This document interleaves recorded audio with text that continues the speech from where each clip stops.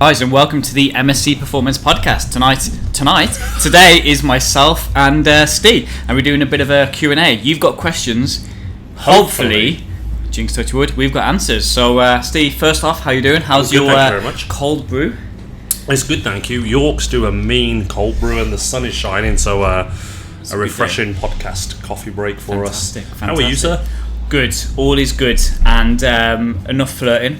We're Ooh. going to dive straight in. We've had, we're going to try and keep it as much training as we can. We're going to fire off 4 or 5 questions. So, Steve, I think you've got the questions. So, let's dive in. Let's go. So, one of our members is asking us about the difference between like a traditional 5 versus 5 lifting program and the difference between what we do with the barbell programming.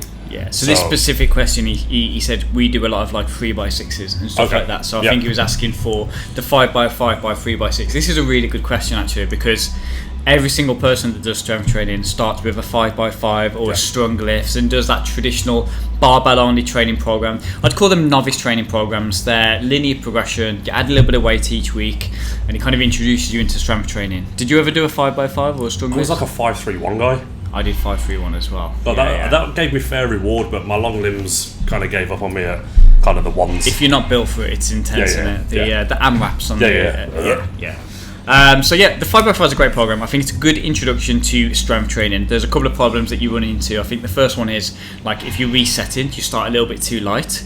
Then by the time it gets heavy, you're kind of forcing progressions, and a lot of times that means you're either sacrificing technique or you're sacrificing range of motion. Just start squatting a little bit higher and higher. Just the quality of the work gets worse and worse. And more is not always better. So a lot of times when we're doing like 5 sets, especially if you're pushing like high percentages, the first 2 or 3 sets are going to look great. The 4th and 5th are not going to be as good. From a strength perspective, you're getting less and less from each set. It's very much on a diminished returns basis, which we've talked about a lot. If you're doing hybrid training or you're training for a sport, you don't need to be doing 4 or 5 sets because you're getting less and less from each one. So from a strength perspective, you're getting a little bit less each set.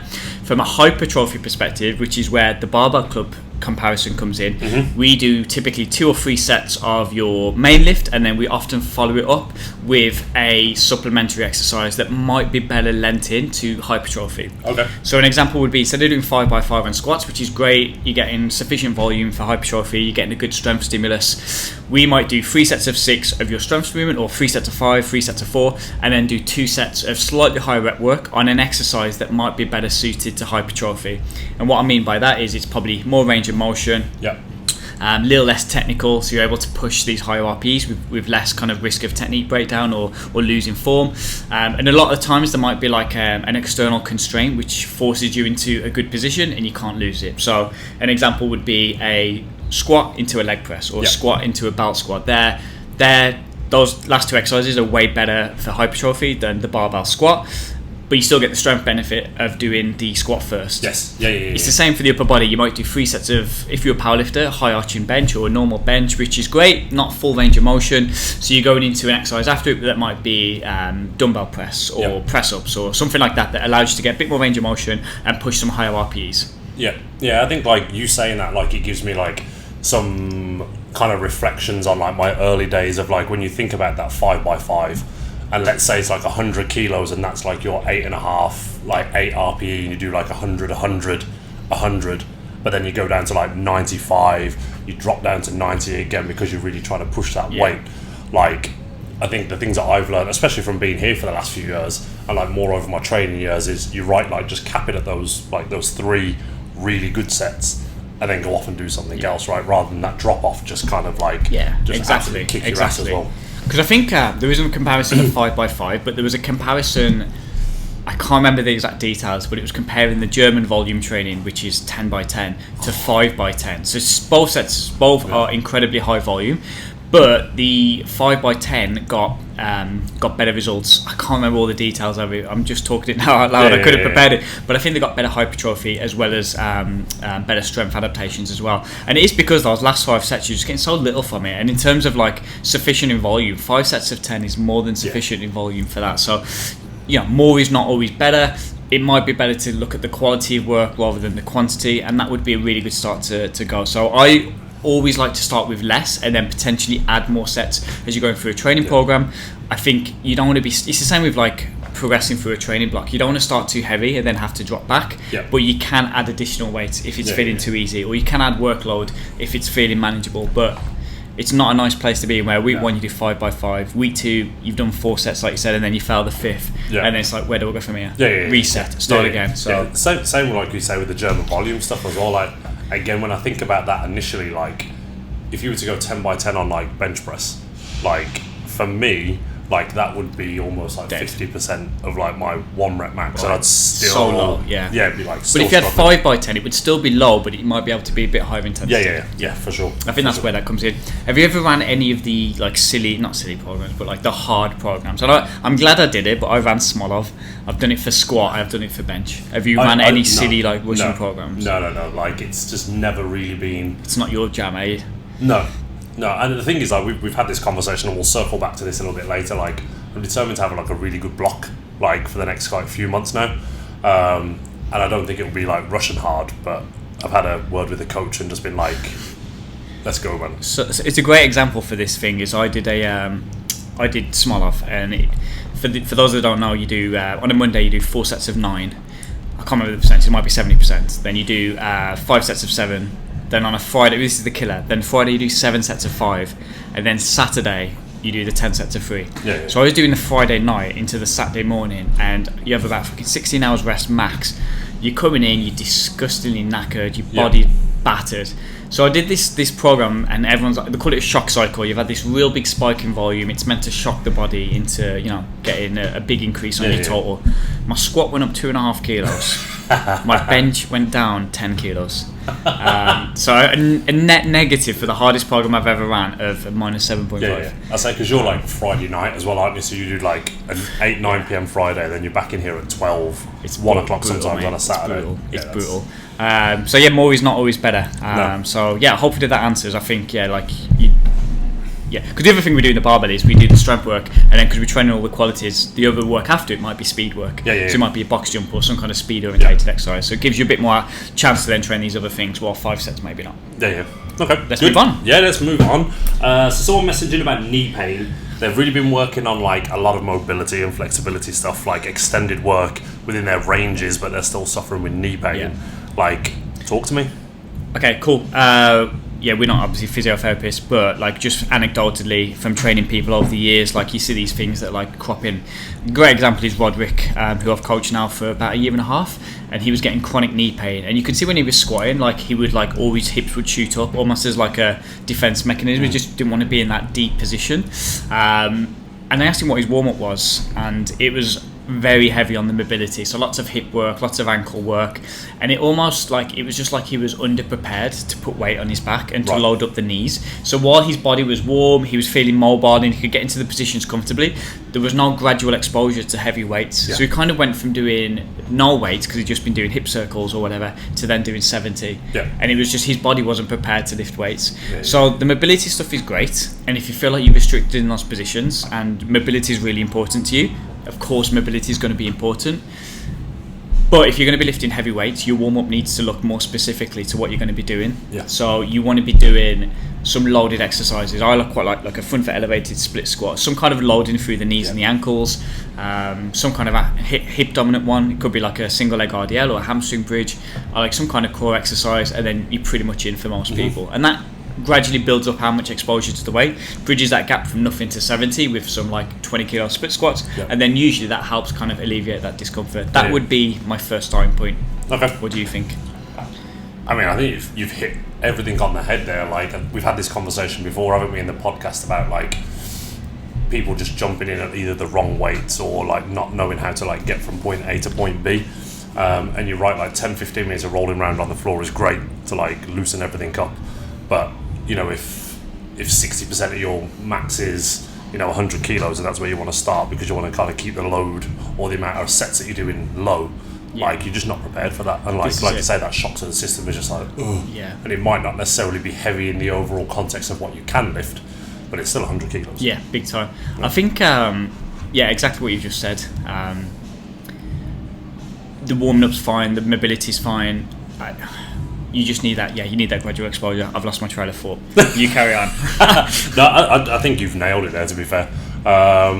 That's what I was going to say. Okay. When I first started powerlifting, the big thing was the Joe DeFranco Limber 11. And I used to be in the gym for about 25 minutes doing these warm-ups. I mean, it's memeable now. People laugh about rolling on the floor for half an hour, but that's exactly what I used to do. And my body felt terrible. And this was when I was in my 20s, and like my body was always hurt. Yep. Now, I know I'm not powerlifting, but even like the latter years I was powerlifting, and I've really simplified my warm-up from working with different coaches, and then also your different models come up and you kind of learn what works. Yeah. Now, like I said, I'm doing bike, a little bit of roll if I need to. Yep.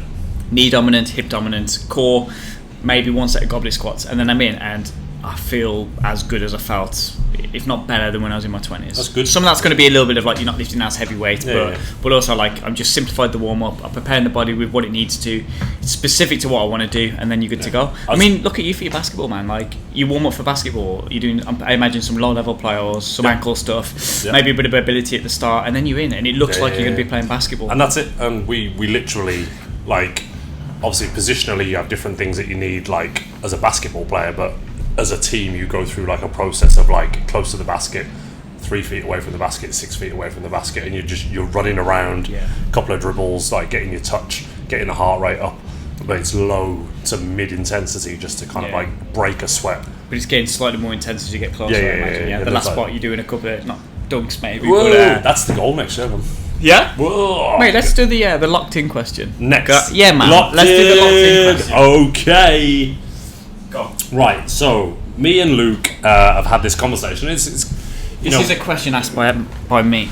Yeah, it's a question asked by Luke to himself, and I kind of like resonated with it, and I think we're both on different like fitness journeys for sure, but we were kind of like, okay, what looks different for both of us like moving forwards? We both said that we're locking in, basically. And we both said, sorry, I'm waffling, because we were both on different tracks, right? But we both said like we need to make some changes, and we're both going to lock in for the next 6 months, 8 months, like, and we're going to make some like serious kind of like focus training changes. So you go first. Yeah. Tell me about your locked in-ness. It's funny because I just mentioned it to my last client, and she's like, "Oh, you're already pretty locked in anyway." It's so funny, isn't it? Yeah, but there's levels to it, man. Like, if you don't do anything, it's like, okay, I need to sort my life out. I need to go from nothing to 100. That's different to me saying I'm 80, 90% there. I need to lock in that last 10 to 20%. Yeah. It's very different, but it's still, to me, I'm trying to just tighten things up a little bit more. Okay. I'm really happy with my training. I'm really happy with everything, but I feel that I could take things up another level. I don't want to. The big thing I wanted when I stopped powerlifting, I didn't want to be coasting, and I wanted to make sure that I'm still targeted with my training. I'm not using it as a chance to rest on my laurels. I still want to be training hard, still want to be enjoying it, and I still want to try and push myself. So I'm locking in, Steve. Okay. What does that look like? I've set a few different like goals of like what are like non-negotiables. So would you like to share any of those with us? All of them. With me? All of them bar one. Okay, yeah. So go. Screen time. Yeah. Which is linked to training, but it's also just life. Like, I'm spending too much time on the phone, so I'm trying to minimise that so then I can spend more of my free time actually enjoying it rather than just doom scrolling. So my screen time's a big one. With the training, I'm making sure that I put the phone away, and that it's either on flight mode or the phone's away. I need the program, so put the phone on flight mode is the obvious one. Making sure I time my rest periods, because I almost want to limit how heavy I can lift to try and prioritise the cardio stuff. So I'm trying to time my rest periods to almost like, instead of having 7 minutes rest, I'm having 3 minutes rest. Nice. So it limits it a little bit to what you can do, and I'm trying to do it, but I'm loose with it, so I'm trying to tighten that up. With my nutrition, no takeaways, which forces me to be super organised with my food shop and my food prep stuff. No snacking. I did just have one of Naz's cookies. It looked amazing, but it was too good to turn down. So that's I'm only human. You are. But minimise snacking. I'm only eating fruit, and I've cut out my pre-workout snack. Which is sweets. The Haribos. Yeah, because I don't think I actually need to. If I'm honest, and if someone was to, I'd like to drop a couple of kilos to try and support my cardio and try and get a little bit faster. And I don't think I need to be eating 200 calories of sweets, and that's a super easy one to drop. So, mate, those are the main ones that I can think of. I think all of those things, if I can do them well, my sleep would improve, which it has done this week. I feel really good. I feel fit and healthy. My training's gone great. I feel invigorised. How does yours look? I think like some of them are similar, and there were some big reflections coming out of like Switzerland, and also kind of actually taking the time to look back on the basketball journey the last few years. Like, so when I went to Argentina, like, I was like 95 kilos. And over the last like 3 years, I've kind of like creeped up to like 100, 101. Like, and I don't necessarily think any of it's massively bad weight. I don't feel less basketball fit for it. But I kind of saw some pictures of myself the other day, and I was like, I want to go find that guy again. Like, and like you, like, a bit more meal prep, a bit more mindfulness on like what's going in and how that looks.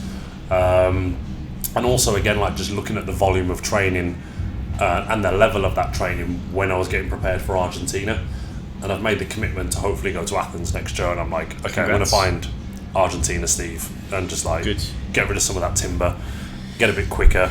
Mate, I mean, we're not spring chickens anymore, Jackie. And exactly. You know, you've only got X amount of more, at least of like this age bracket. You've only got like, you know, a couple, 3 left. This is it. It's time to do them well, man. So you can look back and be proud of what you've done. I think. And I think like there's like winds of change around here of like training as well. Like having Max here, like training really quite hard for the CrossFit stuff. Like, I think there's a lot of members that are doing like competitional stuff as well, and it's nice to be around, and actually like brings up like the training energy a little bit. Big time, because everyone's training different goals, like you said, but everyone's still got that same overall goal of getting a little bit better, and it just creates a great atmosphere. Some of my best memories of training here are like watching Jazz snatch like 110 at the time in the lower weight categories while I'm trying to grind out some heavy squats, and it was like different sports, but like everyone was just super happy, and everyone was pushing each other, and it was class, man. So yeah, man, we are locked in. Hold us accountable. If you see us eating any, just slap that cookie out the hand. If I have some Haribo before I'm training, take it off me. Okay. Which would have been hand cut off back in the day. Missing or seeing you like open the greaseproof paper or like the little bag of like the greaseproof. Like the little. Times are tough, man. Those always unwrapping the Haribos. But it's interesting though, like just finally on that, because I always used to buy a bag of Haribos on the way to basketball, like, and I would always eat like 5 or 6 of them in the car before I went in, and I never needed them. Do you know what I mean? Like in the grand scheme, depleted. You've had 4 meals already. Exactly. It's 8 o'clock at night, and I'm like, I can still play basketball, and you know, I changed it for. It's nice to have a little snack just in case something you get tired, a bit wobbly. Like, that's what Lucozade for, right? I like a Lucozade. Okay, so moving on and feeding into that. If you were fresh to the gym, thinking about starting conditioning or cardio workouts, where would you start? What would your advice to be to somebody who has never really ventured into the world of conditioning before? The person that's asked this, have they got a strength? Are they doing strength training? Let's assume that they are. They haven't said that, but they're just like they're introducing cardio into. Well, mate, I've done this. I've lived this, and there's definitely a period of acclimation, and there's a period where it's going to be a little bit uncomfortable. And I remember for the first, we started, and then we went to Miami, and both me and Mark were in pain. From the flying and also just from the running, bodies were very sore. And it's super easy. That's how I need to change something. But there was just a period of acclimation where you just need to kind of build up that little bit of resiliency and that tolerance to the workloads. So with that being said, though, there are things that you can help that. So it's going to be a little bit uncomfortable, but like starting with low volume, starting with like moderate intensities, probably avoiding. We did a Technique Tuesday only the other week of avoiding that top end speed when you're doing sprint training. If you're not sprinted in forever, you don't want to go in and do like an all-out sprint. So like doing stuff that would slow you down. So that means like moderate length of intervals, decent amounts of rest. If you're wanting to do something super fast-paced, you maybe want to do like a weighted sprint, so you're avoiding overstriding and avoiding going too fast. I think they're the main ones. Is like watch that top-end intensity, so go for longer intervals, keep the volume low to moderate, build up your resiliency, and just be open and don't panic if you are a little bit sore. I always think like I always work backwards from like how long a basketball quarter is at the start of like my pre-season. So if it's like 10 minutes, I'll do like 10 minutes on the ski, 10 minutes on the row at like very low to moderate intensity, and then work backwards. Nice. And incorporate that rest in. So I'll do 10 minutes straight, moderate, take like a couple of minutes off. And then if I go to like 9 minutes, try and up the intensity a little bit, and then take that minute at the end of the quarter. And is that why you keep doing the timeout thing? Timeout. Sweating. Timeout. Coach. But it's interesting you say about like the integrating it in at not too high an intensity, because it can actually be quite nerve-wracking, even as a person who's spent most of their life running around. Big time. Like the thought of sprinting at times, like if you said like right, you've had 2 weeks off. We're going to go do 10 sets of 30 seconds on, 30 seconds off on the assault bike, and you're going to go hard. That's a bit like you're just mentally daunting. Yeah. You're going to put it off as much as you can. Yeah, and I think like we all reminisce on those times where we've gone really, really hard on stuff, and that kind of memory comes back, doesn't it? And you're like, oh, that was miserable. Like I didn't enjoy that. Yeah. But it's, I mean, it takes ages for it to get easier, but like you just build up how much you can tolerate of that. But it's a bit like strength training. Like that first session, you're so daunted, but you're just not going to go and do it, and you just keep putting it off and off. So choosing something a bit more manageable, absolutely, that's a great shout. Yeah, my gauging memory of like fear of cardio is, you know, when like you're breathing so deep that you can't hear anything, and like actually like what's going on around you kind of like just disappears, and you're so like in the trench that it's just like like I like that, but getting there's it's miserable. It's not a great place. No. So I think that's good advice, and that's what I follow. Cool. We got one more. I don't necessarily think it's based around MSC, but let's pencil it around MSC and gym etiquette. All right. Like, explain to me or give me some insights to what you feel like really good gym etiquette is, or but some bad examples as well. I'll give you some good examples. I think leave your space how you would want to find it. So if you've sweated, you wipe up your sweat. You put your weights away, you put them in order, you put your bar back, you clean the chalk off it, done. Yeah. If you've been on a bike, even if it's dirty when you started on it, that doesn't mean leave it dirty. It means leave it as you would want to find it, so the next person has a good experience. I think that is the basic of gym etiquette. It's super straightforward and it's super common sense. It's an effort, but if no one does it, then we're fucked. In the summer, the big one that gets me is the sweat. Yeah. Like we all sweat, but like you go on a bench, your head sweated. Cool, man. Yeah, like just wipe it down, and it's done. It's done. So everyone will say about the weight. We're lucky here that everyone puts the weights away, and I think like even if they put them in the wrong place, everyone's made the effort to put the weights back. Apart from Hartman, everyone puts their weights back. Yeah. So if you're going to a commercial gym, I train at a different gym once a week, and the weights are just in the wrong order, and it's a fucking nightmare because you're looking at I need a 10. And it goes 20, 15, and it's at the back, and you're like, you got to take 3 plates off, and then it gets worse and worse if you don't fix it. Yeah. So I think just leaving the gym as you would want to find it is the easiest advice to go off. Yeah. What's your big pet peeve? You got to have one pet peeve. I think my pet peeve is like people who don't let people jump in, like when they're using kit. Obviously, like here we're very lucky with some really, really good kit. But obviously we only have one of things. It's a powerlifting gym. It's not a commercial gym where you go on a bike or a chest. You have to jump in. Yeah, exactly. And I think sometimes like seeing people who are like, I've got 2 sets left, like, could I jump in? Like, come on, man. Like, just if you're not messing with the equipment too much, like, don't adjust the height and the dynamics of it. Even if you're adjusting it, come on. Yeah, like just get over it. Big time. I don't particularly. I mean, out of respect, I ask, but it's kind of like I'm asking, but I'm gonna do it. Not anyway. Particularly asking, mate. It's because you're Luke Rogers. No, I love it. On a Monday night, there's like 3 or 4 of us doing like lat pull down or sit as well, and it's like you do your set, you have 2 minutes rest, so 3 people can get a set in that time, and that's 4 people on a lat pull down. Exactly, like just you cycling can in do there, it, man. I think that's probably like one of the pet peeves. I think not just here, like with other places as well. Like especially when you're coaching as well, like. You want to get it. You got an hour session. You've got to get there. People are paying like good money for coaching. Like, sorry, we can't do lat pull downs today because Pedro's doing 96 sets and he doesn't want to share. The only exception to that is Rich, because I train him. He's in a wheelchair. If we're on that lat pull down, I'm not moving for anyone because it takes minutes. That's fair. We have a little thing on a Monday. Actually, me and Max always want to use the lat pull down at the same time. Yeah. You're like, who gets there first? Yeah, we're just like sprinting over to get it. But yeah. And I think. Yeah, so here's another etiquette question then. How do you feel about like recording etiquette? Like we have obviously a big community of lifters who like to film content and film their lifts. How do you feel about like the filming space, like when the gym's like as busy as it is? Like, do you just feel like if I'm in your video, I'm in your video, sorry? I think that's really changed now because a few people have called people out, not here but in life, and before you'd see people be like, they've got in my camera. Now it's like, look, man, it's Monday night, super busy. You put the camera the other side of the gym. Yeah. People are going to walk past it.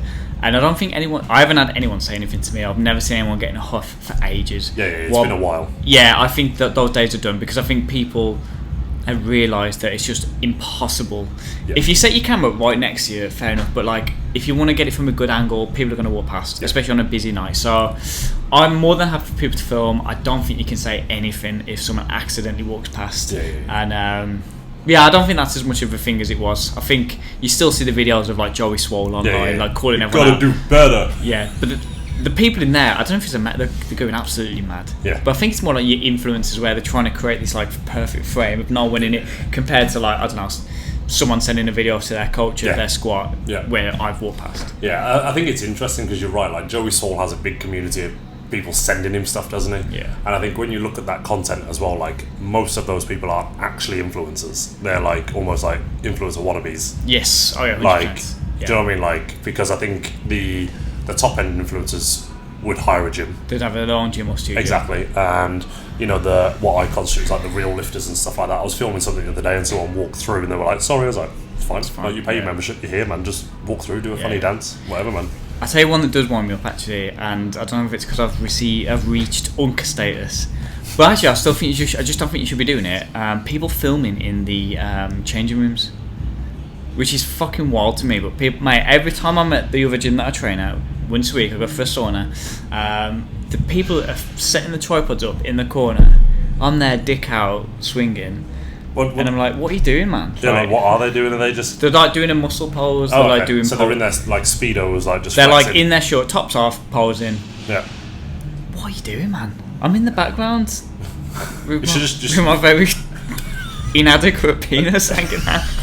But it's like, what are you doing, man? Like, come on. Like, there's someone in the background here. If there's no one there, fair enough. But like, if I can see you filming, it's wild, man. I just can't. I can't get over that. Like, I'm very much like, I don't care if you're filming and I'm in the background, but like if I was in the changing rooms, I'd be like, because I've exaggerated the story obviously for the comedic effect, but you can see that there's a camera there and it's not pointing at me, but it's still, you're relatively close and you're like, what are you doing, man? Yeah, it's like, do you want to collab, bro? Yeah, it might tag me. But yeah, I think anything else that you want to cover on the etiquette side? No, I'm happy to wind up there. I think that was a cool, Fast and Furious, good four questions. Furious, fun Fridays. As always, we will try and do a Q&A once a month, but if you do have any other questions, you can fire them over. Hope you enjoyed the episode, and speak to you next week. Have a nice weekend. Thanks, guys. Bye.